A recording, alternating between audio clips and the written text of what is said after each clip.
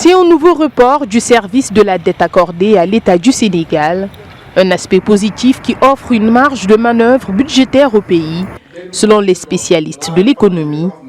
Mais il faudrait que cette manne financière soit utilisée à bon escient. Ça permet à tout simplement avoir plus d'oxygène financier pour les États, à pouvoir vraiment maintenir le soutien conjoncturel et relancer l'activité économique.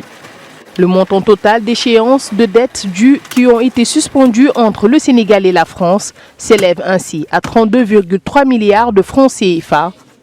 Un chiffre qui devrait être encore revu à la hausse avec les accords bilatéraux qui existent entre les deux pays, d'après ce spécialiste de l'économie. La France, comme tous les pays, doivent annuler purement et simplement la dette africaine. Si on compare cette annulation, le montant de 13 et quelques milliards, si on le compare à la somme que nous avons donnée à la France pour le terre, pour des armements et d'autres marchés, c'est 4 fois rien.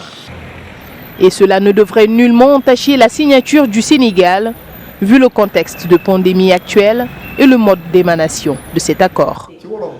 Mais est-ce que tout simplement le report est une émanation ou bien par rapport à la configuration mondiale, c'était l'initiative de G20 coordonnée par le Club de Paris pour pouvoir donner des reports échéanciers, mais surtout par rapport à la dette bilatérale. Et là, il faudra préciser la dette publique et la dette privée.